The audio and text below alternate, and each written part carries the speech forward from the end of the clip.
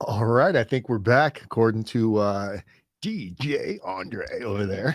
Back at it again. We're back at it, going into part 2 of a 3-part little mini series here with Bryan Bruton of multiple YouTube names, but all the same channel. Went from Bounce Back to, what was the second one? Kill Switch. That was a cool one.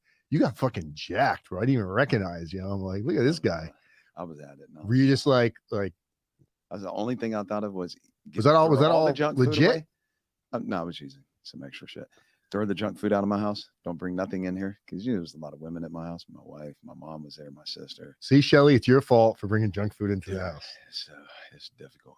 And then I was just eating nonstop peanuts, fish, chicken, and working out all goddamn day. Yeah, you had that. You made it pretty cool. And there's all these videos are still up on your YouTube channel. You did like your whole backyard. You like built a fucking outdoor gym. Oh, it's nice now.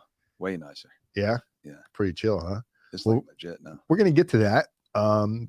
Our first video we just did here, we shot a video for those of you that are just tuning in now, in case you're wondering why we're skipping over everything. We just did like a 30-40 minute video, part 1 of Bryan's, basically his life growing up, his family life, his friends' life, what he thought at the time was a loving, healthy family relationship, which there was plenty of love in your relationship with your family. But also, you now looking back, you kind of see why you ended up in the trouble you were in.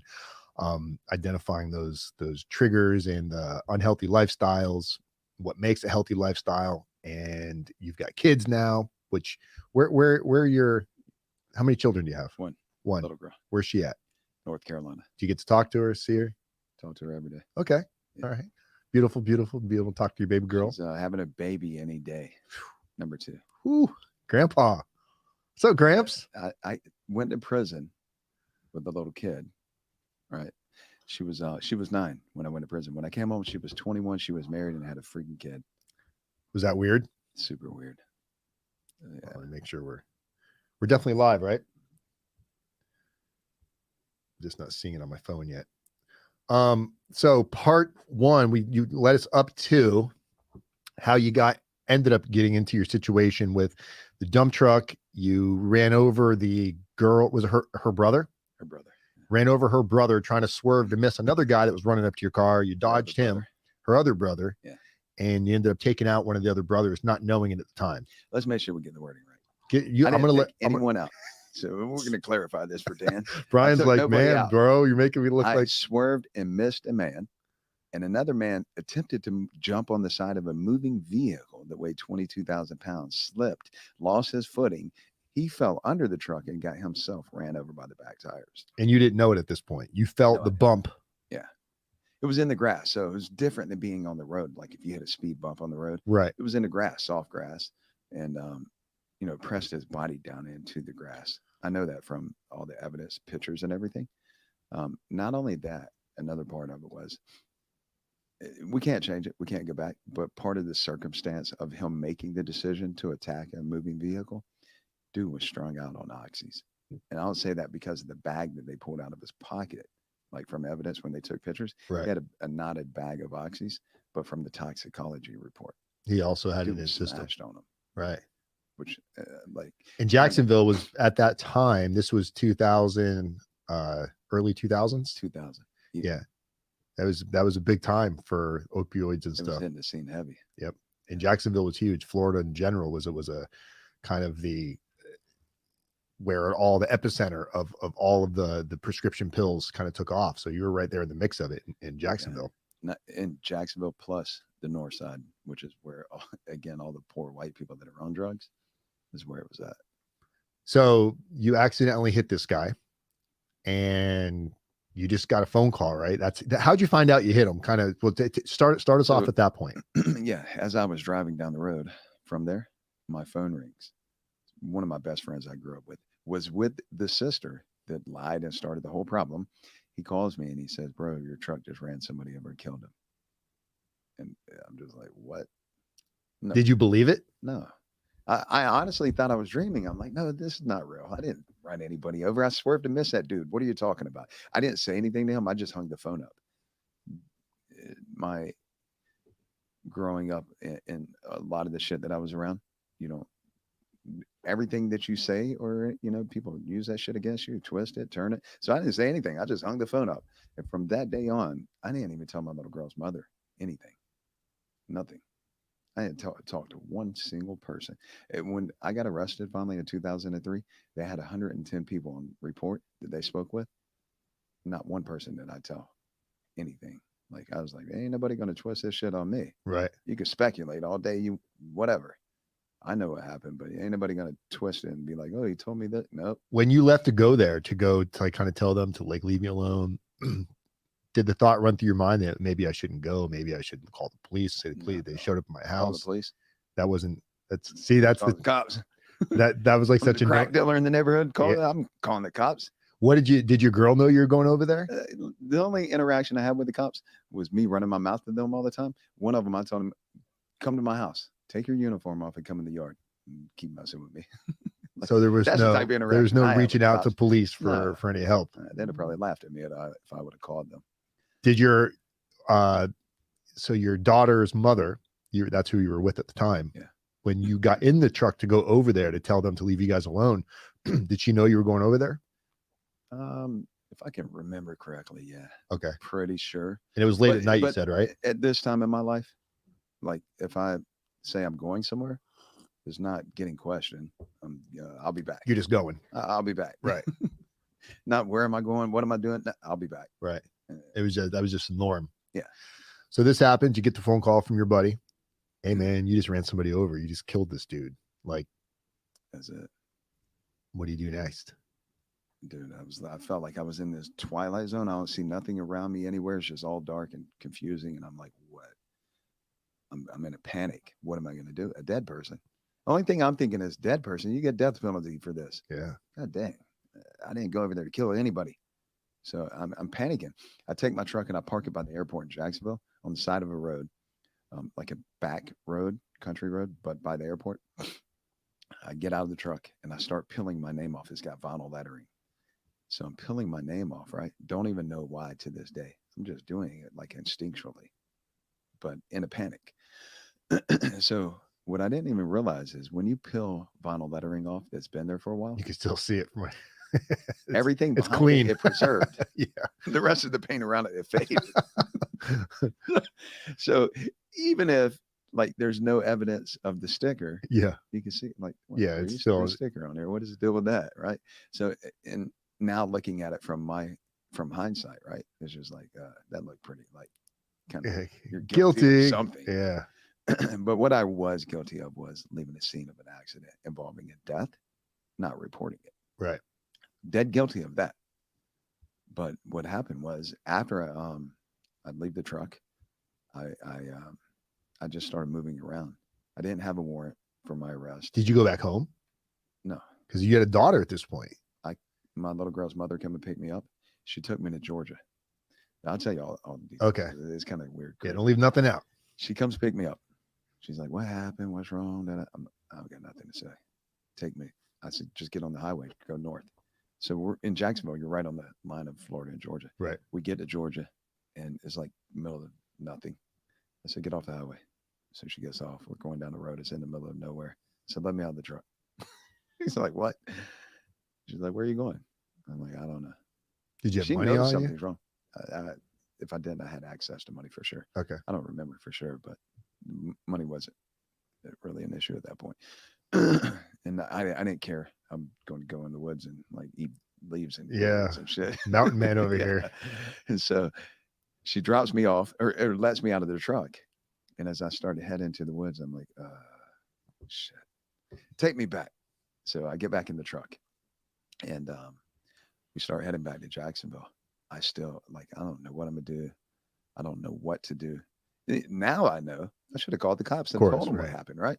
But at that time, I'm just like, I'm talking about 40. You're how old now? You're my age. 40. God dang, I had a birthday the other day, 45. Oh shit, I'm gonna be 45. So you're 45 now, but we're talking about like the 23 version of 22, you. 23, yeah. Okay. 2000. So I'm like, take me back. So we start heading back. We get across the line into Florida, and I tell her, let me out of the truck. So she had a lawn chair in the back of the truck. We used to go to the beach a lot. So when I get out of the truck this time, I grab the lawn chair I go into the woods. I'm laying in the woods in the lawn chair, middle of the night. I'm just out here like, oh, fuck, what am I going to do? And all of a sudden I hear sticks like, I'm like, what? They done found me out here in the woods. Dude, it was like a bobcat or something. It started growling. Oh, you're being like, oh, you're out there in Georgia, bro. No, well, I was back in Florida at this point. Still, that borderline, you got the wildlife. It's for real. There's mountain lions over here. What Yeah. I'm talking about. So I don't know what it was. I never seen it. I just got up out of the chair and I looked like Forrest run out of the forest. Dude, I run out to Main Street in Jacksonville, run across the road, get on the railroad tracks, and I ran all the way. It was like miles and miles. Ran and walked all the way back to where I lived. By the time I got back, it was daylight the next day, and I'm like dipping through the yards, cutting through like all the little cut throughs. So nobody sees me on the road. I don't know who's looking for me. I'm just like, cutting through yards and shit, making my way back to my house. So I get at my house and climb through a window. The whole house is locked. I don't have keys or anything. I go and climb through a window, go in the house. My little girl and her mother was there. They're asleep. Wake her up. She's like, man, what? She's still asking me what's going on. What are you doing? She's still with you at this point. This is the next day. But you're with her, or this is over the phone now? No, I snuck back to my house. Okay. And wake her up. And I go back and I get the keys to my motorcycle. And I leave on the motorcycle. And dude, I take off and I'm just riding for days. About 2 days on the motorcycle. No sleep, just riding. In confusion. I end up in Panama City. When I'm in Panama City, I'm like at a breaking point of tired that I can't stay awake no more.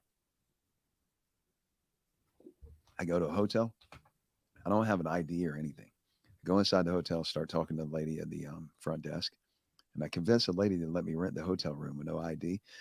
I told her that my wife was on the way and she had the ID. So the lady gave me the keys. I go to the room. But I did call my ex-wife and my sister. Well, I called my ex-wife and my sister was there. I was like, hey, look, I need y'all to come and get me. I'm going to come back to Jacksonville.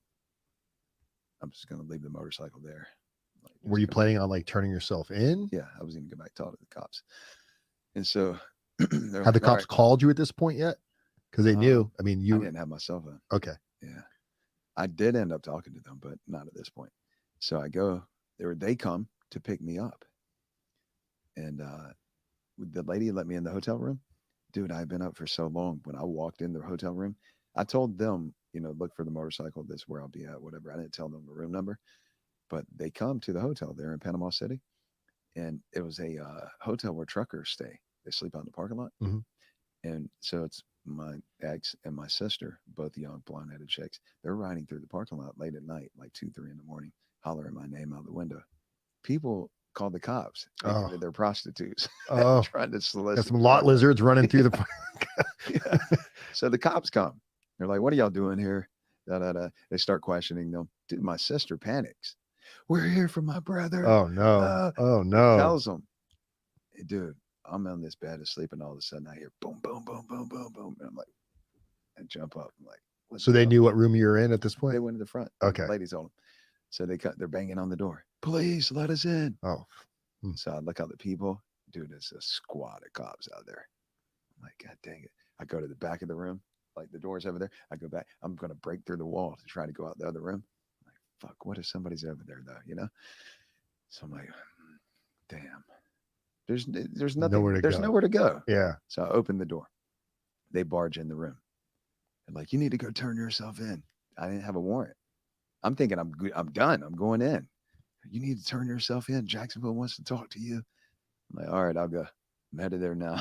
Right. So they didn't arrest you? No, I didn't have a warrant. So there was no warrant for your arrest yet? 0. Wow. So I get in the car with my little girl's mother and my sister, leave the motorcycle there. We head back to Jacksonville. And as we're heading back, I'm like, I'm not going to go talk to these people. If they want to talk to me, get a warrant. So I called the detective and I told him, I said, look, I don't have anything to say to you. Do you have a warrant? They're like, no. Till you get a warrant, I'm not coming down there. They're like, oh, you need to come on down here and talk to us. There's no charges at this point. Nope. Okay. No charge. So what I ended up doing was we moved down to Fort Myers for a little while, stayed down there. I moved to another little town in Florida, stayed there for a little while. Then I moved to Carolina. No, didn't let anybody know where I was at.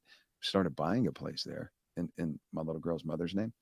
And so a lot of people over the years have heard my story, and the comments are like, oh, would you you were running from the police, right? But it wasn't the police, it was this dude's family, Right. like threatening to kill my daughter, threatening to kill my wife, me. Like, these people are crazy. So I don't have a warrant, so I don't have to come down here and talk to you. I'm trying to keep them safe, and if I am going to prison, I'm spending as many days as I possibly can out here with them. Right. And so the reason I bring up that we were buying a place, like if I was truly trying to hide from the police, we wouldn't have vehicles in our name registered to. Right. We were buying a place in Carolina. At this Put my point, kid you in school. probably didn't know that you were going to ultimately get murder charges thrown your way. No. You're still thinking they know it's an accident. Oh, no. I know it's an accident, but I don't know how I'm going to prove it. If I would have known all the evidence, the physical evidence that was there that proved that it was an accident, I would have went right down there. Right. But I didn't know they had all that evidence. All I know is there's a dead person. Right. I don't know what's going to happen. So I'm living in Carolina. We're there for about 3 years. And 2003, my brother-in-law, the one that I told you was selling crack for me, he was with me in the dump truck that night. Oh, the night it all. Oh, shit. He was a passenger. He's the only person that knew anything. Never said anything all these years. 2003, he took over like selling the dope when I left. Like completely his. No, I wasn't making any money from it. Right. 2003, he was doing the one thing that I told him never do. Don't sell dope out of your house ever. Right? It's not a trap house. It's where you live, sleep. This fool was so damn lazy. He's trapping out of his house. Got tired of taking the calls and running out somewhere. In the hood. Like, just asking for all kinds of not problems. White hood. The hood where you don't even belong. Right. Yeah, you're asking for problems. He's inviting robberies and getting jacked. They sent an informant in the house to do a buy. Came and kicked the door in. Whole squad come in, kick the door in. They got him handcuffed to the fence outside. We got you red handed. Did a buy out of your house. You're going in. You're going to prison. Same day, they uncuff him from the fence, take him to Duval County Jail. He writes a statement, tells him I was driving the truck. He did say it was an accident. Nevertheless, he said he was driving. He said he was a passenger. He said what he's saying is I was driving. Right. And so they drop his sales charge where they had an informant come in his house and do a buy. They completely dropped his charges. They charged me a first-degree murder. And they let him go. How'd you find out you were charged with murder? This was May the 11th, 2003. And it happened in 2000. Yeah, it happened in 2000. So 3 years later. 3 years later, me and my ex, we had already separated about 10 months prior to this. She was living with another dude in Carolina. I bought a head shop in South Carolina. So I'm sitting there at work one day, and my mom calls, screaming in the phone, crying. She's like, the cops just left here. They got a warrant for you. They charge you with first-degree murder. Oh. I'm like, I'm listening. I'm not saying nothing. I'm not ever saying any type of reply, even to my mom. Like, I'm listening. And she's like, they left a tape recorded message. It's May the 11th. They said, on that message, we're giving you till May 29th to turn yourself in. You're charged with first-degree murder. They don't let people hang out. So my daughter's birthday is May 29th. They said, we're giving you till May 29th, your daughter's birthday, to turn yourself in. Dude, who do they let hang out for birthday parties when you got first-degree murder warrant? They just know where you're going to be, likely. Yeah, right? Dude, they were already there in Carolina. After my mom finished that statement, I got up and left out of the store. The girl that was working for me, she's like, what are you doing? I said, run the store. I said, I just left. She's all in a panic, but I had a two-way radio, Nextel. Right. And so she had one. I had boop, boop. Yeah, the beep, beep. Back in the day. Yeah. So I run out of the store, get in my truck. I leave. I go pick up my motorcycle, loaded truck, motorcycle. I'm like, God dang. Now, I don't know what I'm doing at this point, but one thing I do know is you just told me I got till my daughter's birthday to turn myself in. Wherever you're at, like, I know you're not down there waiting on me. You're somewhere around here. Right. You're not going to catch me until then. Sure enough, they were there in Carolina. A few minutes later, they came to the store. The store with the news. Yeah. The news cameras. And the girl had after I left, she locked the door. She didn't know what was going on. I just left in a panic. She locked the door. When the cops came, it's like glass doors with metal bars. They're like yanking on the door. Let us in, let us in. It was on the news. And finally she opens the door. And while the detectives were there, I beeped on the radio. I'm like, Jessica, what's going on up there? Oh, no. And the cops take the thing from her. They're like, you need to turn yourself in. I'm like, what? You also had till the 29th. So that's what I told him. I said, look, man, you give me till my daughter's birthday, y'all may as well go back to Jacksonville. and not turning myself in, and you're not going to catch me. Oh, we're going to catch you, blah, blah, blah, blah, blah, blah. Yeah, okay. You're definitely not catching me. Not before then. And dude, they chased me like 3 different times. At Like gunpoint. we're talking about actual chases. At gunpoint. Like, dude got a gun drawn on me. One of the dudes, he's shaking with the gun. I told him, don't shoot me. I don't have a gun. So, you want me to tell you about the chases? Yeah. So, yeah. this is okay. So, they get a warrant May the 11th, 2003. Right after that, I leave. I take my motorcycle, my truck. I go to another chick's house that had no idea what's going on. She doesn't know any of my past at all. I'm there hanging out with her. We go to a friend's house and we're shooting guns out at a friend of mine lived out in the country. I'm still trying to figure out where I'm going to go and what I'm going to do. And while we're here at my friend's house, the neighbors called the cops about gun. They call the cops on this dude sometimes. He's got like 1 million guns, but he lives way out in the country on acres. And we shoot the guns downhill to where the embankment on the other side of the hill catches the bullets. Right. But they still will call the cops sometimes. And they called the cops. The cops came. Dude, on that day the cops came, it was like a day or two later from there when they got the warrant. I'm all over the news in Carolina. The cop comes. I'm like, oh God. They didn't know you were there when they came, though, right? He didn't recognize me. Right. I'm like, thank God. So he tells us to quit shooting guns. Well, we leave from shooting guns at that place. And while we're riding on the road, everybody had Nextel back then. This girl beeps on a Nextel to the girl I'm riding with and says, hey, Brian's on the TV for murder. And the girl looks at me. She's like, what? Like, I grabbed the Nextel from her, and it was a girl named Ginger. We're all still friends, by the way. Right. I'm like, Ginger, what are you going to do? Call and tell everybody? It's all over the news. I don't know why I told her that, but I was just like, why are you telling everybody? Brian takes Ginger hostage. Right. So I was with Sarah at the time, right? That was Ginger that called on the two-way. And so Sarah's just looking at me like, what? Murder? Like, she's all panicking. Of course. Scared. I'm like, look, chill. The person you know, that's who I am. This crap that they're talking about, it's not blown out of context. Yeah, it's blown out of context. And she's trying to ask me, like, what happened? What's going on? I'm like, yeah, whatever. I'm not telling you nothing. And so I tell her to go take me to a hotel. She takes me to a hotel. My truck and motorcycle was back at her house. Mm-hmm. The cops ended up finding my truck and motorcycle at her house. And so it's kind of like so many things happened back then. I don't remember. It all kind of blends together. Yeah. But I know they found my truck and motorcycle at her house. And then somehow, I don't know if it was somebody told that I was with her or what it was, but the cops end up on the two-way radio, on Sarah's radio, right? And I'm in yourself in, you got a wanted fugitive with you. She's all panicking. She's like, I'm going to be in trouble. They're telling we're going to take your kid. I'm like, Sarah, chill. They're not going to do none of that. And they do scare the crap out of people that way. Especially for sure. Yeah. So she's in a big, big panic. I'm like, all right, take me to this hotel. It was like just on the way where we were going. So she pulls in. I said, go inside and rent it for me. That way it's not in my name. So she did. She goes in and rents it. And when she comes out, she gives me the key. She's like, all right, bye. She's crying and scared and panicking. She's like, I got to go home because the cops were at her house waiting on her, told her to come home. Right. There was a pound of weed under her seat that I had just bought. In the car? In the car.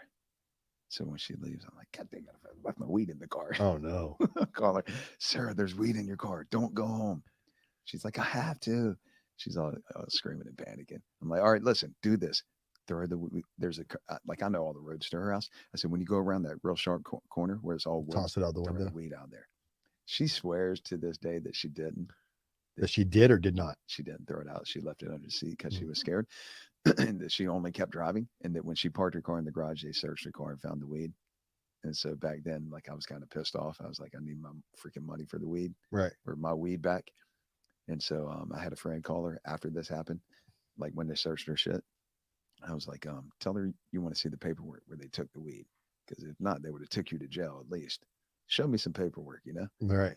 But nevertheless, the weed was gone. When she took me to that hotel, immediately, like when she left out of the parking lot, I ran out of the hotel. I was like, be circling back, telling them where I'm at. Yeah, you know? So I run out of the hotel. At some point, in this group of people that I knew, there was this guy that was selling cell phones. He was doing like credit fraud. And I contacted him. I'm like, hey, dude, you still got some of the phones for sale? Because at this point, I can't carry my Nextel or anything associated to me. So he's like, yeah. He tells me where to meet him at. I go jump in the car. I buy 3 cell phones from him. While I'm sitting there talking to this guy, he's like, you know anybody that needs a fake ID? Yeah, Me. me. So he's like, all right, man, give me a picture, little passport photo. Give me the information. I'll have you an ID. All right, bet. So, dude, he gives me an ID. I get it like a couple days later. At this point, I'm just kind of like staying around motel to motel, like back road motels. And I'm in a motel one night. I'm keep watching the news, trying to keep up with like what they're saying. And the dude calls me on the phone. He's like, hey, man, you're all over the news. The guy that made the ID. Mm-hmm. Bro, the next night I'm watching the news. That guy's all over the news for credit fraud, Oh no. identity theft. So now they got a list of I all called him back. No, well, it never tied nothing together. I call him back. I'm like, hey, dude, you're all over the news. He's like, yeah, he wasn't worried about it there. right. Had a million IDs. Wow. Crazy. What name did you pick? I have no idea. Just some random name that he gave you? Random. Yeah. I don't know if I picked it or if he picked it for sure. I'm not sure. It seems like he told me to pick a name, but I'm not sure. Did you make it out as long until your daughter's birthday? Past her birthday. Okay. So did you get to go to her birthday, or there was no way you could show up? I'm not invited to anything at this point. Okay. Her mom's like, stay away from me. Right. Like the detectives are all over her. They're even like harassing my kid. My kid was only 9 at the time. They're like trying to question her. Even. Have you talked to your dad? Huh? They're wanting to know if Yeah. she's talked to you, if you showed up. Yeah. So the first time when they got the warrant, they actually chased me. I got my motorcycle back. They impounded it, but it wasn't in my name. So my motorcycle and truck, neither of them were in my name. And after they got them out of the impound, I got them back. I didn't keep the truck. I kept the motorcycle. Well, it was right before my daughter's birthday. So I had a friend that this dude would do anything that I asked him to do. Didn't matter what it was. He could be in bed with his girl. I'd be like, bro, I need blah, blah, blah, blah. He'd get out of bed and do whatever. So I told him, look, I need you to get a hold of my little girl's mother, tell her to meet you at a place, take her like riding all around here, there, and everywhere to make sure nobody's following you guys, and come back and meet me at this motel because I wanted to see my kid for her birthday. It wasn't on her birthday, but it was right at her birthday. Mm-hmm. I want to see her for her birthday. I bought a couple little gifts for her, like a little locket with my picture in it. Right. Actually, mine and her picture. And so he's like, all right, sure, cool. So he does. He goes and meets her, brings her back where I'm at. But in between that, while I was out beside the road, like at the edge of the parking lot of the motel, waiting on them to come. Plus, I'm like looking down the street to see what cars are coming. A car, 3 girls pull up. And they're like, hey, do you know directions to blah, blah, blah? And they're being kind of like flirty, right? I fall for it every time. God dang it. I'm like, entrapment. Yeah, let me tell you how to get here and there and everywhere. You right? Oh, it's mouth spray. Man, these girls recognize me from the news. Oh. They immediately. Was there a reward out for you? I don't know if there's a reward. Okay. There's damn sure all over the news. This dude's wanted. So they, no, there was a reward. There was. I don't remember how much it was, but there was a reward. There damn sure was. So these girls bait you over. They called the cops. My little girl's mother pulls up with my daughter. So we're standing there. I'm talking to my little girl. At this point, me and her mother, we were at odds big time. Right. Understandably. 100% keep me away from the kid. Makes sense at the moment. Makes sense. Not to me. I'm like, this is my kid. I want to see my kid. But now, yeah, it does make sense, right? So I'm talking to my daughter on the other side of the truck door, and her little my little girl's mother's on the front side of the truck door. And actually I said, go look at the motorcycle or some shit. Cause I had it like, when I got it back from impound, I had somebody paint it and like airbrushing all over it. And so she's over there by the motorcycle looking that way where traffic's coming from. She said, hey, there's a cop coming. Now she's been around me for years. She knows cop cars, detectives. She knows all that shit. Right. I'm like, I'm not worried about the cop. She said, there's 2 of them coming. And one's an unmarked cop car. I look, I'm like, oh God. I give my little girl a hug. Now my motorcycle's facing toward the road, right? In neutral with the key in it, ready to go. Because it won't crank unless it's in neutral. Right. When the cop pulls in, he doesn't block the motorcycle. He doesn't crash. They know it's mine. The motorcycle was on the news. He didn't crash it or anything. Doesn't block it. It's the detective, right? He jumps out of the car. So like if this is the motorcycle, he's facing this way. He's on the far side of the car, the driver's side, and he's got a gun. He's like, damn, I keep forgetting about he's like screaming freeze or whatever, detective scream at you, So I'm looking at the guy and I'm like, don't shoot me. I don't have a gun. I'm sitting on the motorcycle at this point. And I tell him I don't have a gun. And I take off. Dude, by the time I get down to the red light, there's more cops coming. They didn't call the squad. Right. So I shoot across a red light. But one thing I know, because I done ran from the cops so many times, you can't outrun the radio. Right. The radio is going to catch you. So I know you got to get where you're going, dump that whatever you're in, and then run. Run through whatever, right? So I get on the highway. This bike will hit like 170 quick. It was a Ninja. I get on the highway, hit the emergency lane, 170. Go to the next exit. It was a mall. I get off at the mall, turn down another road, go down to the dead end road, dump the bike in the woods, run through the woods. I end up in this is crazy. Every time you're running from the police, I don't condone that anymore, but I've ran from them a lot. And so I got a bunch of different experiences. If you're running through a white neighborhood, they're going to be like, he's right here. No, they're coming after you. They're Right. trying to help tackle you. That's what I mean. They're on you. They're like, get him, So I end up in this like big subdivision, big 2-story houses, like $300,000-$400,000 houses back then. Right. It was nice houses full of white people. And I'm like, God dang, I'm in the wrong neighborhood. Yeah. I didn't ask a couple people for a ride. They're looking at me crazy. I got a tank top on, got the tattoo on my neck, just got it done. My hair's sticking up because I've been doing 170 miles an hour. Yeah, you're looking extra sketch at this point. I'm bleeding, running through the woods. Dude, everybody's just honey, like, call the police. Yeah, they're panicking. So I get out of that neighborhood, run through some more woods. There's a helicopter that flew by. I'm just running, cutting through neighborhoods. Finally, I end up in an apartment complex. Jumped a fence. Didn't even know where I was at this point. I just know I'm running. When I land in the apartment complex, I'm like, whew, I'm safe. I knew a dude that lived here as a black dude. It's all black apartment complex. Right. He was a blind guy. Crazy. He sells cocaine. He was blind. This is the weirdest thing. So I end up but it's this weird horseshoe shaped apartment complex. All of them look the same. The building fronts. And then when I come over to his place, this dude was super cool to hang out with. He was actually a funny character. When you come in, I'm driving, not jumping the fence. So I'm like, God dang it, I don't know which apartment is. I don't come from this way, But so I start running around. I'm looking, trying to find his apartment. I can't find it. And there was a girl outside with her daughter, like young chick. Mm-hmm. And she could tell something was wrong. I was like, can I use your phone? She's like, yeah, hold on, I'll get it. She went in the house and got the phone, like a cordless phone. Right. She comes back out, gives me the phone. I call that dude, the one that I told you would do whatever for me. I'm like, hey, man, I need you to come. I tell him where I'm at. He's like, all right, I'm on the way. While I'm out here, standing outside, the girl's like, you want to go outside? She's like, you can sit in there and wait. Like, she knew something was up, right? Right. And she sends me in her house by myself. Said, go ahead, go inside and wait. So I go in there. Dude comes, picks me up. Now, this is the difference. If you're in a black neighborhood, they're going to be like, you go that way. We're going to tell them you went that way. Right. Or they're going to be like, hide over here. Yeah. And they're not going to tell on you. White neighborhood, they're trying to they're running out with their own tasers trying to get you. Yeah, it's crazy. So old girl gives me the phone. I go in her apartment, call buddy. He comes and gets me. I get in the trunk of the car, tell him where to go. He drives me out of there. So I get away in that one. That was the first time they chased me. The next time was Father's Day weekend after my kid's birthday. So during all this running around, they're looking for me. They're like going to people's houses. Everywhere I know that they've going. Been there or going. Been there or going. So I know I can't go to any of those places, but I'm like, this is in Carolina. I'm like, you know what? They will never expect me to come back to Jacksonville. Like the one place that they won't expect. So I go back to Jacksonville and I'm at this girl's apartment that it's a stupid place for me to be, but I went there. I was like, let me hang out for a little while, facing some serious shit. Yeah. Go hang out with this chick. So while I'm there, it's my little girl's mother knows her as well. There's always been kind of like an issue. A beef. Yeah. Yeah. They were friends. Then things started to happen. They became not friends. So while I'm there, I talked to my little girl's mother.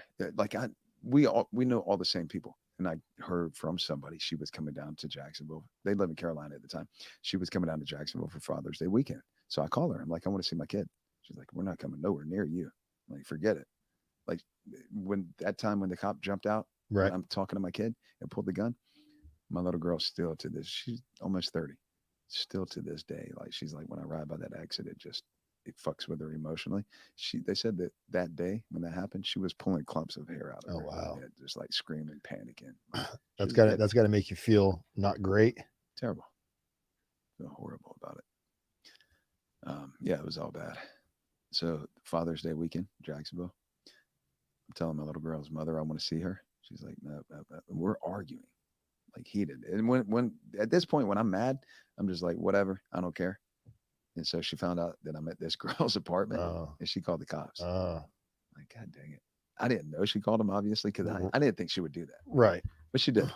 So I'm at this girl's apartment, planning to drive from Jacksonville to Mexico. Now I'm like, all right, I'll go to Mexico. And so I had never drove across country before by myself or at all at this point. What were you doing for money this whole time? Still had money. Okay. Just from before? Yeah. Okay. Yeah. And other people owed me money too. It's another time that actually, when I got caught, a guy owed me money. He set me up. I was going to collect the money. But let me tell you about this one, because this one's fun. So I'm in Jacksonville, this girl's apartment. Been arguing with my little girl's mother. She calls the cops. Well, that morning, early that morning, I was calling window tint shops to tint the windows on another little car I had. And one of the shops said, yeah, come on. The girl's upstairs. It was a townhouse, 2-story apartment thing. The girl's upstairs asleep. She doesn't even know that I'm about to leave and go get the windows tinted. It was early in the morning. So while I was sitting on her front porch calling window tint shops, the cops are already there watching me. Like, I don't even see them out in the parking lot. They're hidden, but they're waiting on backup. There's 3 of them. They know that I'm going to run, right? So they're waiting on more people to come. Well, when I come back out of the apartment, I went inside, put the telephone book up. You know, back then there wasn't Google. Right. I put the phone book up, come outside. I get in the car, and as I'm backing up, it was a little Acura Integra. I'm backing up, dude. 3 detective unmarked cop cars pull in right behind me. I'm like, God dang it! I already know what it is, but I'm like, all right, here's the test. When I pull forward, there's a circle in these apartments. The only reason to go in that circle, a loop, is if you live there. Like, nobody goes through there. So I said, okay, I'm gonna hit the loop. The first 2 hit the loop. I'm like, oh, okay, it's on. You got to catch me. So I hit the gas. You're on the bike. No, I'm in an Acura. Okay, you're in a car at this point. Yeah, Acura Integra. Fast little cars too, stick shift. So I hit it. I dumped the gas on him, right? Well, the third cop, which is the old guy that jumped out with the gun, he's in the back. The detective. There's all detectives at this point. He's in the back. He's the third car. He didn't go around the loop. He did a U-turn real quick. And when I came out of the loop, he tried to pit maneuver me. So he actually hit you? Yeah, but he did this. Boom, just hit me from behind. Just gave you a nice little He gave boost. me a boost. Yeah. I'm like, oh, I appreciate that. So he gave me a boost. I take off. Dude, again, you can't stay in the car. Radio's going to catch you. But I get way ahead of them. I'm blowing through stop signs, cutting through a neighborhood. I end up at an elementary school. Luckily, it's the weekend. There's no kids. I wouldn't have went there if there was kids. Just want to make sure that's clear. Right. I'm not trying to jeopardize no kids. Right. But I end up at the school. I drove through the playground. Dude, I jumped out of the car while it was still rolling and yanked the emergency brake. It was a stick shift. I yanked the emergency brake and dove out. The car's like sliding that way. I jump a fence and land in an apartment complex. While I'm running through this apartment complex, it's a white apartment complex. Dude, people are chasing me. You can hear the sirens. One guy's right behind me screaming, the cops want you. Yeah. No shit. That's why I'm running, idiot. Yeah. Like, you're not going to catch me. You can run if you want, but I've been running from cops since I was a kid. You're not going to catch me. Right. I'm running for my life. You're just running, trying to help somebody. Right. Forget it. So we're running through the apartments. We run by the office in the middle of the apartment complex, and there's a bunch of people out there. He's like, hey, help me get him. Like, he's hollering at the people. He doesn't even know who he's chasing. Like, I could literally. You could have a gun. Something could have happened bad. Yeah. Anything, right? That's why people got to mind your own business. Mind your business. And so we get to the other side of the apartment complex. The whole thing's got like an 8 or 10 foot fence around a really tall fence. I can jump fence quick. Back then I could. I bounce over the fence. When the dude see me hit the fence, he's like, oh, God. So there was a car driving out of the apartments right there. He stops the car. He's like, hey, help me go get this guy. They got no chance of catching me now. When I jump the fence, I'm at a gas station.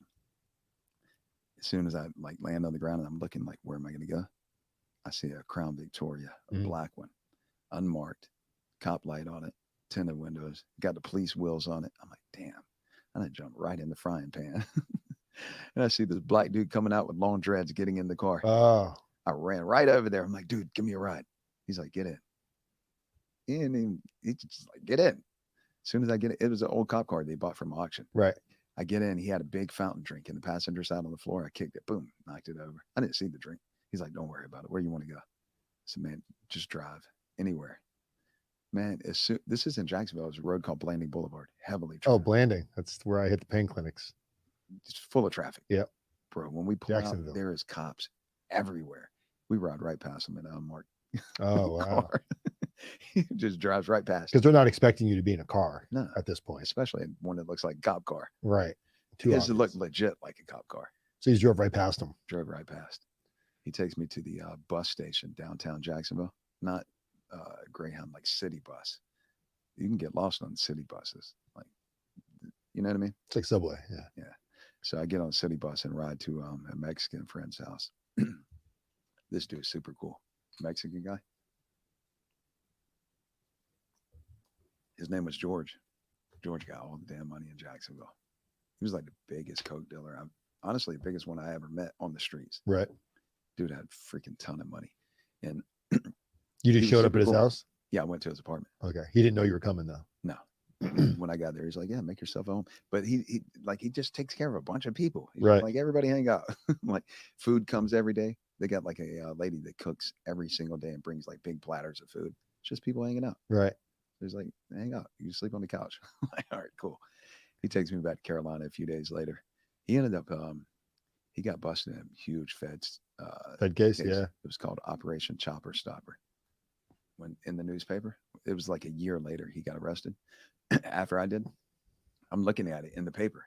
Dude, they had a table. It was a pyramid of cocaine bricks. Oh, wow. A bunch of AKs. Oh, you got some serious time, I bet. Dead person in a trunk. Not his trunk, somebody else's. They gave him 10 years Fed time and then deported him. He's okay. In, they deported him, so he wasn't here on. No. Okay. He's in Mexico City right now. He's probably better free there than sitting in a. He's like, bro, I'm selling tacos. He's probably still got money. There's money here. Yeah. In a house, in the walls. Nobody knows. Let's go. What are you doing after this? He's the only person that knows where it is. I would never even ask him. I'm just kidding. He's waiting until he can come across the border without being once he's got that probationary period. Right. From feds. If you cross the border during that, you're hit. Yeah. You're still on a watch list or whatever's going on. Yeah. So where did this lead up to? When did you actually ended up getting hauled in for this? And how'd that happen? So this one was a guy owed me some money in Carolina. The kid that would come and give me the ride anytime. Right. Okay. He owed me money. This kid has never worked a job a day in his life. He sleeps till like 10, 11 a.m. He's just a young kid selling drugs, just not doing shit. Right. Right. So I'm in Jacksonville at the time. I'll call him and I say, hey man, I need to pick up the money from you tomorrow. I need you to come and meet me. He's like, all right, cool. He said, but we got to do it early because I got a job interview. I'm like, job interview. Did that sound suspicious to you? Red flag right now. But I was like, all right, whatever. I'm coming to get my damn money. Right. I'm gonna get my money one way or another. Right. And so before this, when I was back in Carolina, like a week or two before it, and like I should have already known, we were at a hotel in Carolina and there's the whole trash bag full of counterfeit money that him and another guy were going to buy ecstasy from somebody. And they got caught with the counterfeit money. So it's time to start giving up some names. Yeah. So that's what happened was he said, yeah, come and meet me tomorrow morning. I told him where, South Carolina. I was going to be riding the motorcycle and that we had to meet early. So I'm like, all right, cool. I'm not carrying a cell phone anymore at this point. So I tell him where to meet me is at a gas station. I go ahead of time. And when I get there to the gas station, I call him. I say, man, something's not right. I don't know what it is, but I'm going to meet you at a different exit, which was 10 miles north. When you're driving on 95 in Carolina, there's a cable that separates the highway. Mm-hmm. So you can't get across, right? Right. And it's 10 miles to the next exit. When I get on the highway and head north to that next exit, there's a whole convoy of cops going right where I was just at. Oh, wow. Did they see you at this point? Yeah. Okay. They can't cut across the highway. Right. So you know they're on to you now. Yeah. Mm-hmm. So I'm like, you know what? At this point, the only thing I'm thinking of is I'm running from my kid. Like screw everything else. I don't want to run from her forever. So I'm like, I'm gonna let them get me. So I go to the exit that I told him, the next exit. Mm-hmm. I park the bike. As soon as I park the bike, I'm like, maybe I'm not ready. I'm gonna go to McDonald's. So I park the bike at the gas station. I go to McDonald's across the street. I order a Sprite. I used to drink Sprite a lot. So I ordered the Sprite. I remember drinking the Sprite. It was a medium. I'm standing at McDonald's. You know how the front's always glass? Yeah.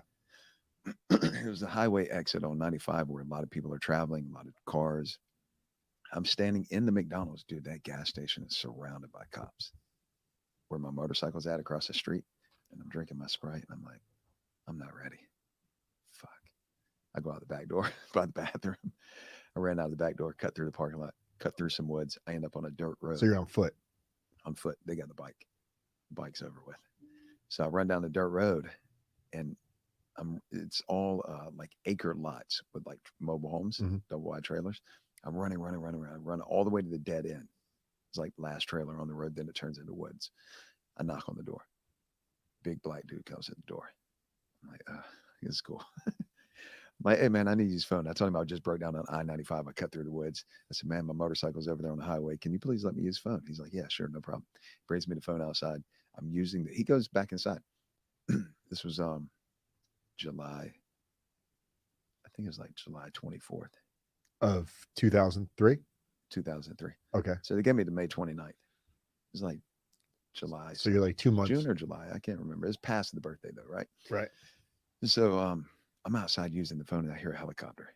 I'm like, oh shit. I get under the guy's porch. He's inside. I get under his porch. He's got like a wooden deck on the front of the trailer. I get under it. The helicopter goes out. This is one of the little small black helicopters. Like, all right. I already know it's going.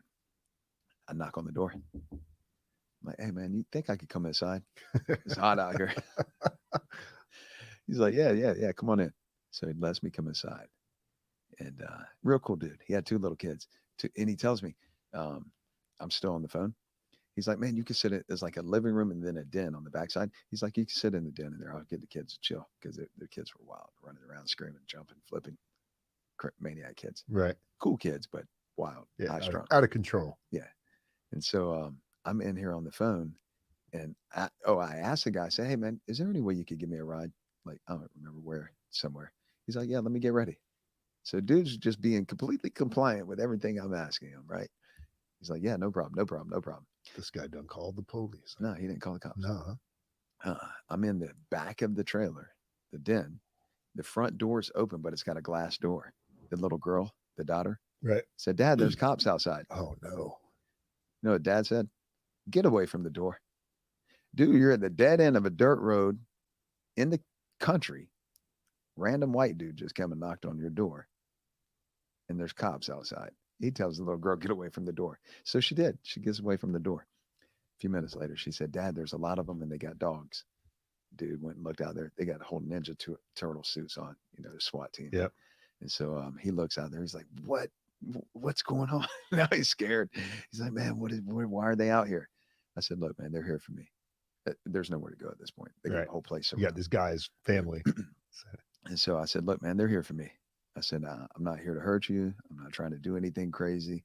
I said, look, I'll let them come in and get me, but I want you to see, like, I pull my shirt up. I said, I don't have no weapons. Like, do me a favor. Tell him I'm not carrying. No, I said, do me a favor. Put the kids in the room. Be a witness. In case they try to jump on me and do something, they fucking kill me. Be a witness to it. He's like, all right, I got you. So he puts kids in the room. He comes over to me. He says, you ready? I said, yeah, I'm ready. I was on the phone still with my little girl and her mother at the time, just in case, like, this might be the last time I talk to y'all. Right. And so he opens the front door. He said, hey, he's in here. Dude, they come in that thing so hard. Like, I'm sitting on the couch, right? Boom, you know. Oh, right? They're probably irritated on top of everything. You've been they got 35 knees in my back and neck screaming at me. Who am I? Who am I? And you were in Carolinas at this point? South Carolina. Okay. Yeah. So they're screaming the whole thing. What's your name? Blah, blah, blah, blah. I got nothing to say to y'all. You know who I am. Take me to jail. They got nothing else to say.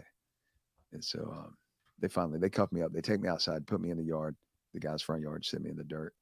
And they got their canines all in my face, slobbering and grabbing. Right. I'm like, man, get the dog out of my face. Take me to the jail cell.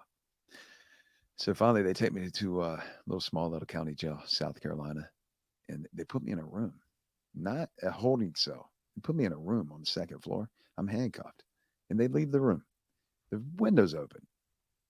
So I go over there to the window. I'm like, it's like a Jollis window, I think it's called. It goes out like this. Right. You'd have to like shimmy out of it, but right. Your desperate measures call for. But my handcuffs are in the back. and I'm not really that limber to get them in the front. I'm like, all right, if I get out of here, what are the chances of like land on your head? Right. I'm like, damn.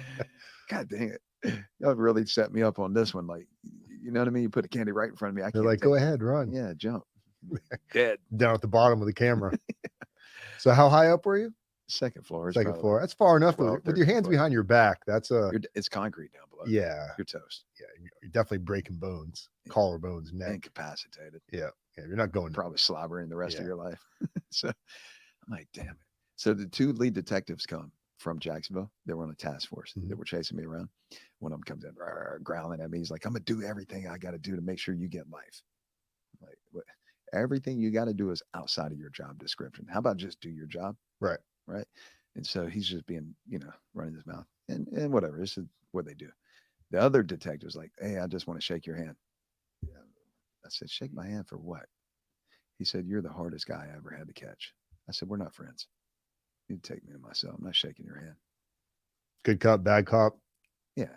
Shake my hand. You start talking. You're sending me to prison. And you knew at this point you were charged. What was the actual charge that you had at this point? First degree murder. First degree, capital felony. Death penalty. And you knew that's what you were charged with at this point. Oh, yeah. Did you know that's what the charge was while you were running from them, though, correct? May the 11th, they left a tape recorded message with my mother. You're charged with first degree murder. You got till May 29th to turn yourself in. So you knew what they were after you for. Yeah. Right. And first degree murder, it's either capital, right? Right. Or definitely life. Right. You're not getting 50 years. Yeah. It's life. There's no upside when you're faced that. You die in prison. So so you're arrested now in South Carolina. They brought you to South Carolina holdover or whatever, I'm assuming. He kept me for like 2 days in a South Carolina jail. Jacksonville come pick me up. The detective that come and pick me up, dude, this fool put me in the car and drove like 100 miles an hour all the way back to Jacksonville. He didn't say 2 words all the time. He's like flying. Him and another cop. They just want to get back home. Dude, they were flying down there. As soon as we got by like the county jail, he called news people. Really? They said we're about to be there. And he parked me outside. When you go to jail in Duval County, they come to a garage door, a Sally port, roll it up. Right. Car goes in, they shut it. Boom. Yeah. Before they take you out of the car. This dude parked me outside the police memorial building. Oh, they took me out right in front of the spectacle cameras. What is this crap? They're all like asking me questions. What's going through your mind at this point, though? Because it's got to be like, man. Only thing I'm thinking is, how am I going to prove what happened? Right. I don't have the evidence. How am I going to prove it? Right. I know what happened. Now, how am I going to prove that? So they take me inside the police memorial building, like sheriff's office in Jacksonville. They take me to homicide. That's like, I've been to the police memorial building when I got out of jail. You got to go like sign up for probation, crap like that. Right. Whatever. But when you go to the homicide division, it's got double doors, says homicide on the door. You see it on TV. It's way different when you're handcuffed and walk through. Yeah. Must have been so surreal. Just like, how am I here right now? 100%.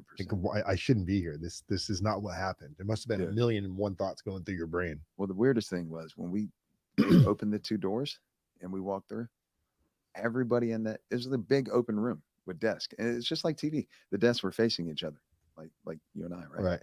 Everybody just turned and looked at me and got quiet. What? This is so weird. This isn't even like a major, like they were trying to turn it into a drug deal gone bad. That I maliciously mowed this man down and murdered him. That's the angle that the narrative they were trying to playing it on the news.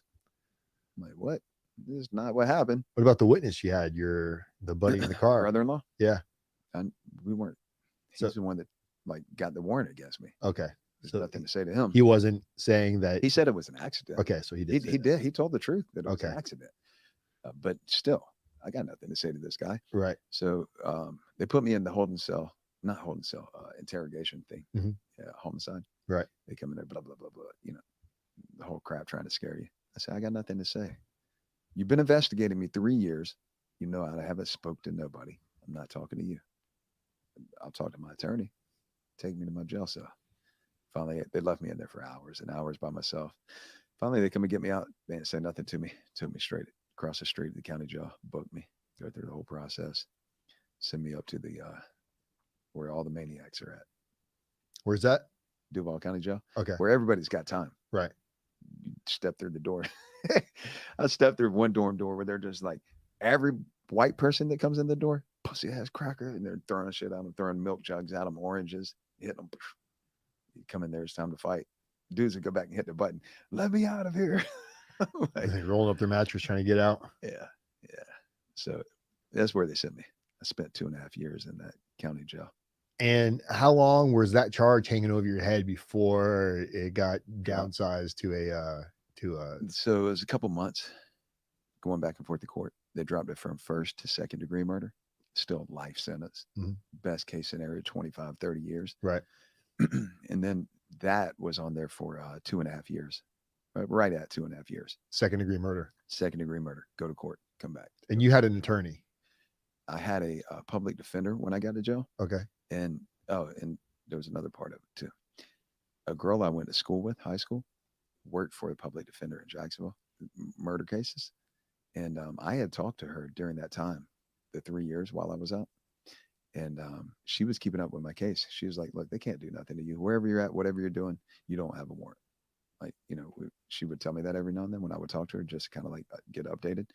And so when I got arrested, she made sure the best public defender in their office got appointed to my case. She was coming to see me every day. She's like, man, we got this shit beat. Like, they showed me, they got the motion to discovery, everything from the prosecutor. Right. And it clearly showed the evidence, physical evidence showed that it was an accident. Right. And so she's like, man, we got to beat. Don't worry about it. Obviously, it's something to worry about, but you relax and knowing that this dude's a really good attorney, right? So after they're on my case for a little while, they send me to court. They remove him from my case. It was a conflict of interest. The dude's brother who ran in front of the car had got arrested prior to me getting arrested and was represented by the public defender's office. So they removed him. They gave me a court-appointed attorney. Right. She came to see me. To tell you? After they appointed me, the attorney, she came to see me. She said, get an attorney. If you don't get an attorney, you're never getting out. This dude will railroad you. I'm like, what the hell? So you had to hire a private attorney at this point? I called my grandmother. I said, hey, the house that I had was paid for in 2003. I think 2003, maybe 2004. Somewhere, any rate, right. It's worth money, right? I had signed a quit claim deed over to Granny? my grandmother. Okay. I tell my grandmother, get a loan on my house, hire me an attorney. She's like, you're fine. You got a good attorney. I'm like, what are you talking about? You're like the most gangster person in our family. You know I'm not fine. Get me a loan on my house and get me an attorney. And she wouldn't do it. Wow. She said no. So one day I'm looking out the window. I don't know about the county jail you're in, but we got these little windows. You stand on your bunk and look out. Yeah, they're not. You can't see through them real good, but yeah. People look like ants down there. Yep. It's still fun to look out. Yep. And I'm like, that looks like a buddy of mine down there from Carolina. It was a Wednesday, I believe. A few minutes later, they're like, Bruton, you got a visit. I'm like, what? I wasn't expecting a visit. I go, it's my buddy from Carolina, the guy we were shooting the guns with. Right. He's like, man. Oh, the guy that lives on all the land who you're shooting down the hill. He's like, bro, what is going on? Like, he said, I seen it on TV. Why didn't you tell me? I was like, tell you. I didn't tell anybody anything. He's like, man, I got so much. They had a lot of money. He said, man, we got so much property. We could have hid you out forever. Like different states and shit. I wasn't telling nobody nothing. A little late for that. Right. He said, you got an attorney? I said, no. He said, I'll be here for a few days. I'm coming back to see you. Find an attorney. Let me know who it is when I come back. So when he came back, I said, here's the name. He went and hired the guy. Nice. Yeah. Butch Berry. And this was not Butch Berry, Craig Williams. And where were you at this point? Duval County Jail. Okay. Still in Duval County. 2.5 years. He came, that was probably like 4 or 5 months into me being there somewhere, maybe 3 months. Somewhere right at the beginning. So he came in and took over the case, and he was able to show that. So really, ultimately did the charge, was it because you didn't call the police when it happened? The prosecutor, when Craig got on my case, like now they know, like I had the best attorney in the area, like trial attorney. Now they're like, oh damn, we can't just push him around. And so they told Craig, you don't talk directly to the prosecutor. Right. They told Craig, Craig come back and told me, Craig said, they told me if you would have came and told them what happened, they would have never even charged you. I'm like, well, why are they charging me like they're charging me now? He said, because the dude's family raised so much hell. And then a female in that family, their boyfriend or husband or some shit works for the prosecutor's office. And they pushed the issue to get it charged like it got charged. And so 2.5 years, we're going back and forth to court. Craig, the whole time, he's like, look, we got to beat. we're going to trial. Second degree murder, you're going to beat it, no problem. And at this point, no, I'm reading the like law. I'm like understanding what it is. You know what I mean? Like what you got to prove to convict me of. There's nothing. You can't prove me of convict me of second degree murder. I can go to trial 21 times. I don't care. And so, but it's still, you're sitting there with the unknown. And after 2.5 years, going back and forth, prosecutor, I go to court surprised. My attorney was out of town. I come to court and they tried to offer me manslaughter. I said, I'm not taking that. I'm guilty of leaving the scene of an accident involving a death, but I'm not guilty of manslaughter. I said, no, I'm not taking it. Send me back to jail. Next day, they called me back. They changed, they added on, I forgot the exact word for it, but they did an add-on. Now they charged me with 2 more charges. So now they said, now you're going to trial for second degree murder, manslaughter, and attempted murder on the guy's brother. Attempted murder in Florida gives you life. Wow. Not 15 years. You can get life for it. So it wasn't going to be too hard for them to convince a jury to find you guilty on something. Right. If you go to trial on 3 things, one of them you're going to get found guilty of. So I'm like, holy cow. There's quite a bit of evidence. They got you scraping the letters, the vinyl off the truck, you know, making it real easy to paint the picture of there's intent. And not only that, even though I know who I hired from reputation, I've never been to court with him in trial. Right. I've never seen him perform in trial. Had I seen him perform before, I'd be like, yeah, whatever. Right. This dude's a freaking beast in trial. Like, but I'd never seen it before. So the second day when they charged me with all that extra charges, I said, I'll take the manslaughter. At least I know I'm getting out. You can't get life for manslaughter. Right. I know I'm going to get out one day. So what they did was when they agreed to accept the manslaughter plea, they said, okay, now you got to come back, plead the case to the judge, not a jurors, plead it to the judge. We get to present our case, my attorney, prosecution gets to present their case, judge makes the decision on the amount of time. Dude, this was on the news back then. The people tried to attack me in court, like jump the railing. Oh, really? Yeah. The family? His sister, not the one that started it, another. Right. Sister. Okay. So, dude, it wasn't a regular trial. It was to the judge. Right. My attorney is making the prosecutor look like a bumbling kindergartner. Like, they are not in the same league whatsoever. If we would have went to trial, he would have smoked them. And this dude's got a freaking memory of an elephant. Any word they say, he was ready. He don't forget anything that they said. He's countering it like with precision. And so we get 3 days to present the case. On the last day, there's this big picture. It was on an easel, like an art thing. I didn't know what it was. It's a big, like a poster board, and it's turned backwards. It's just a blank board. You know what I mean? It's at the front of the courtroom by the judge. But you couldn't see it because it was turned around. None of us could see it. And so my attorney has all the people that they found in the neighborhood. They hired an investigator to go interview people in the neighborhood about these people's reputation, how wild they were. Mm-hmm. They just put a dude in the hospital prior to threatening me. Right.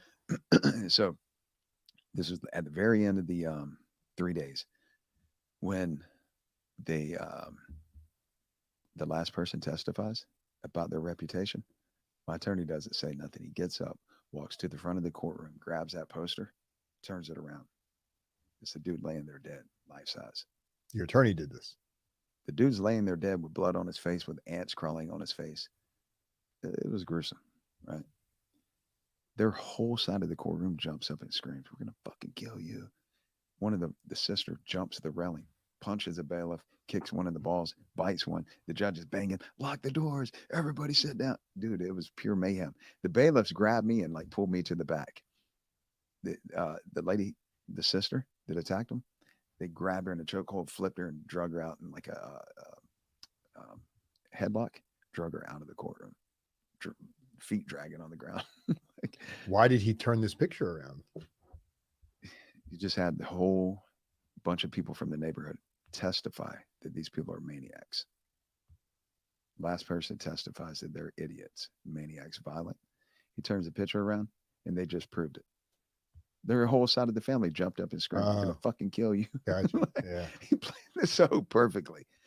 Like I can laugh about it. Don't get me wrong. I feel bad about this. Right. Like you can't bring back this guy. Life was lost. Yeah, you can't change that. No matter what this family was, no matter what this dude was, no matter the fact that he attacked a moving vehicle, his life's gone. I don't feel good about somebody's brother, sister. Yeah. But my attorney played this shit like to a T. Like the way. But you had already pled. You're right. You were here. This was just for sentencing, right? This is because you'd already pled guilty to determine how much time to give me. What was the most they could have given you on this charge? The plea was 5 to 15. Okay. So, and manslaughter caps out at 15. And you already had 2.5 years. 2.5 years in. After that happened, they take me in the back. All the bailiffs in the back, like they had never spoke to me the whole time. They're telling me, look, if that judge doesn't see what happened was an accident, he doesn't need to be on the bench anymore. They're saying that. The bailiffs who work in the courtroom every day watching cases. Right. So they called me back out. The judge called, it's done. Everything's over with. Calls me in front of him. He said, it's clear to the court. You know, the court is the judge, right? It's clear to the court that what happened was an accident. Had you went to trial, no criminal jury would have found you guilty. What do you know that he just said? Had you went to trial, no criminal jury would have found you guilty. Right. What did he just say? That it was an accident. He just said you're innocent. Right. He said no criminal jury would find you guilty. He just said I'm innocent. Right. I didn't go to trial though. I pled out. Right. So he said, had you went to trial, no criminal jury would find you guilty. But that was his next word. But because you didn't tell us what happened, I'm gonna give you 10 years to think about it. I'm like, 10 years to think about it. I've been thinking about this since 2000. We're in 2005 now. It's like December. It's going on 6 years, buddy. I've been thinking about this. I don't need 10 years to think about it. I'm gonna think about it for the rest of my life. I'm not saying that. What went through your mind when he said that? Man, I'm pissed off. I'm like, I can't believe you just told me it's an accident. I know it's an accident. You know it is, and you just sentenced me to 10 years. Are you nuts? I was so freaking aggravated. And now I'm like, I'm not doing 10 years. Buddy, you got me twisted. 10 years. 10 years, think about it. I'm not going to do it. It's not happening. Not on my watch. Which leads us to the whole next series of what's happening here. It does. So you got sentenced to 10 years. You've got 2 in, and how long did you sit before they shipped you out to prison? 2 weeks. 2 weeks, and they came and picked you up? Their bus from the county jail takes you to prison. Okay. And when you went to Florida State Prison? Florida State Prison's death row and lockdown. Okay. But I went right down the road from there. It's called Lake Butler Reception and Medical Center, which is the intake, transit, all the new people in North Florida or in that area. They have 4 of them. There's one in South Florida, Central Florida, North Florida, and then the Panhandle. Right. So all the people around this area or that area, Jacksonville, go through Lake Butler. And so that's where they took me, Lake Butler. And this is where everything went a little interesting. Haywire. This is where you met. I told you I push the limits all the time. I know. And people that can see the hit the widescreen, Andre. People that can see the widescreen right now. So that was the correctional officer in the background that you ended up eventually befriending, right? Yeah, she befriended me. She befriended you. All right, this is funny now, real quick. I did a video about this recently because I was on a live and people was like, oh, this poor lady, he manipulated her. He's a monster, talking about me, right? I'm like, you know what, man, let me clearly explain this to you guys. That's an easy narrative to conclude. That's why. It's very easy, but let me explain it to you, which I did. I'll tell you more about that too. Guys, we're gonna be back here in a few minutes for part 3 and the conclusion to this. I mean, we wanted to talk about it on this part, but we went a little long on this episode. Bryan's going to come back. He's going to tell us about his prison experience, how he ended up meeting this correctional officer, or how she seduced him. We're going to get all the juice on this, and ultimately helps you escape prison. Yeah, we got escapee. Do you feel safe, Andre? Do I feel safe? My palms are sweating over here. This is a fantastic story. Okay, so we'll be back anymore though. We'll be back in a few minutes, guys. RDAP Dan, Federal Prison Time Consulting. There's links in the description for part 1, part 2, and all of Bryan's content. And we're going to get all into what you're doing today on this final episode. See you in a few. Peace. Let's do it.